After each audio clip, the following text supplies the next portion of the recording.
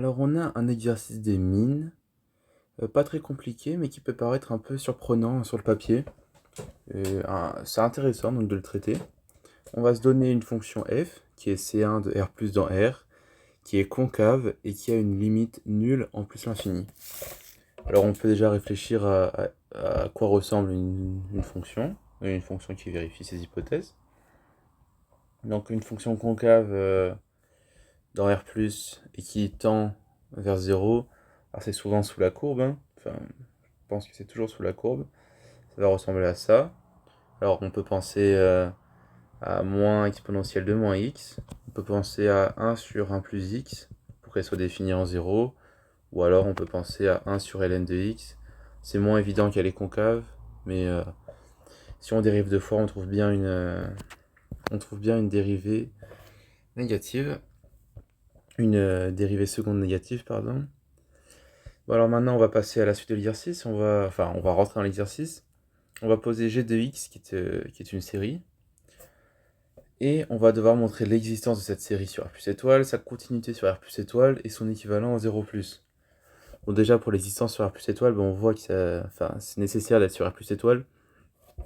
Car si on le fait avec la fonction exponentielle de moins x et qu'on dérive, donc on aura exponentielle de x.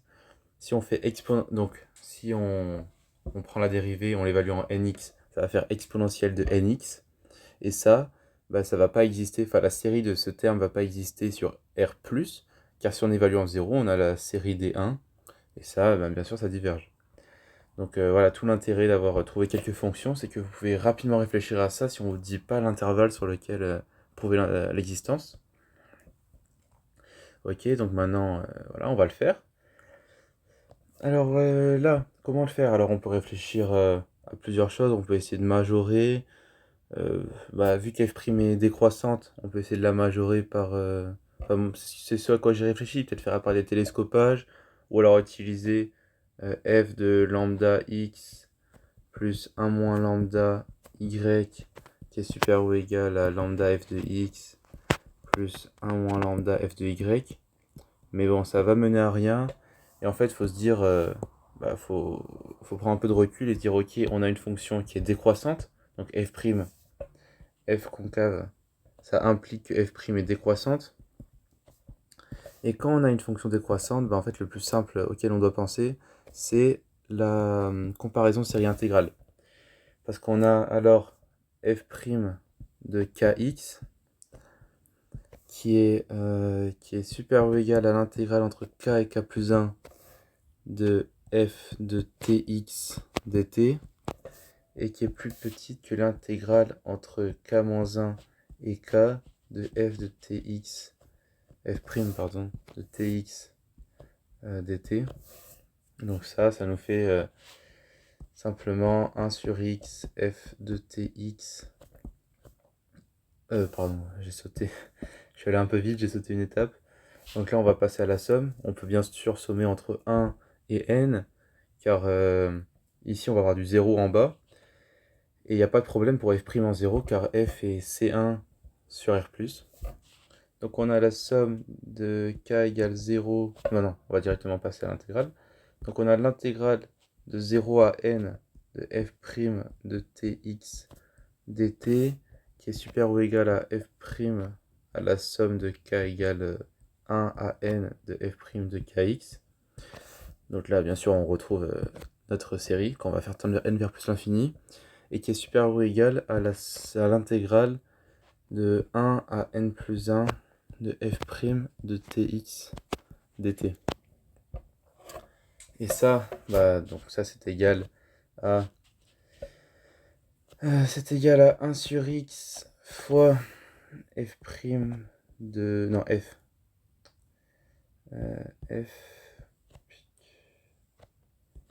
F de nx moins f de 0, supérieur ou égal à la même chose, et supérieur ou égal à 1 sur x fois f de n plus 1 x moins f de 0. Alors là, on a notre somme partielle qui est encadrée. somme partielle encadrée, mais attention, on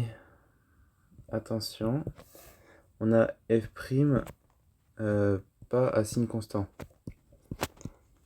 Donc on peut très bien avoir une somme qui oscille.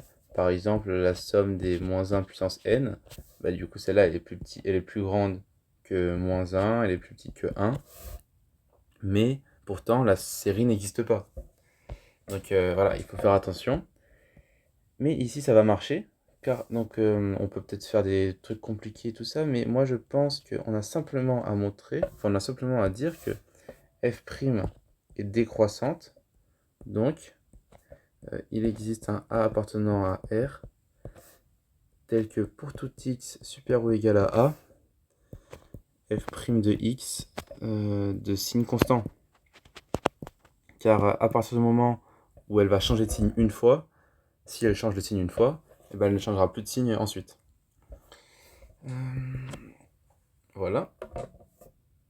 Donc voilà, donc là, quitte à tout refaire la comparaison série intégrale à partir de ce grand A, enfin, ça va pas être très compliqué, et donc ça va bien nous permettre de montrer l'existence de la série, car on aura une somme donc, de termes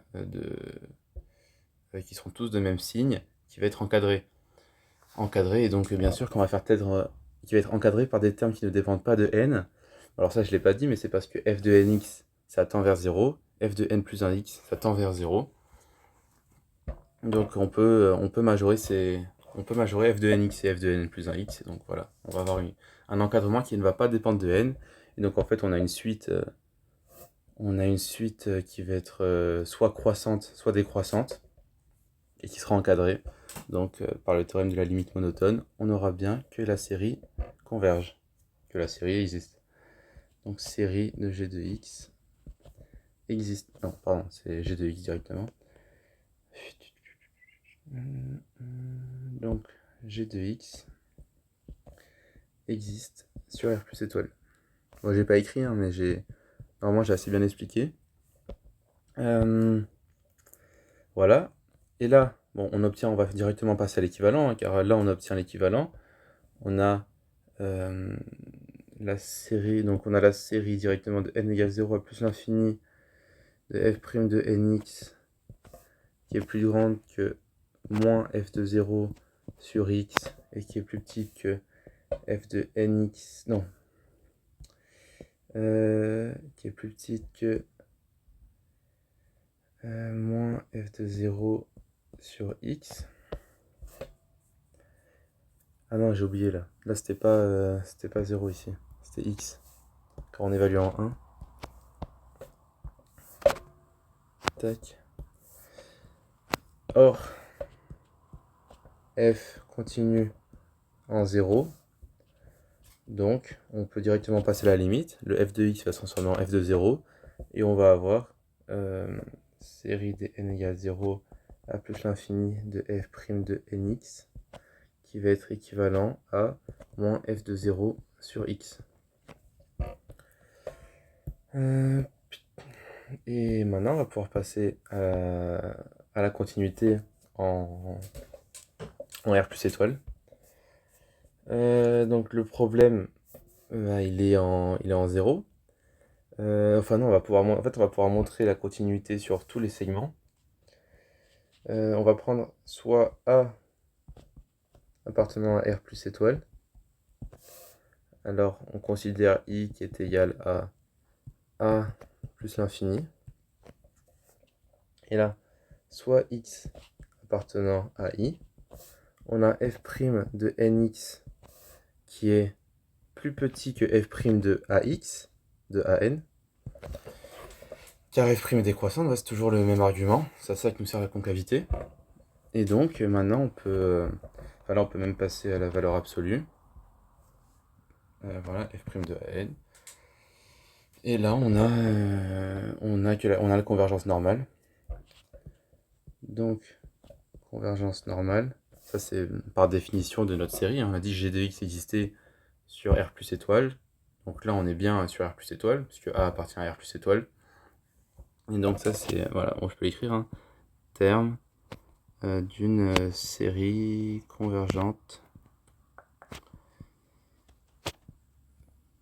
par définition de g de x, de g.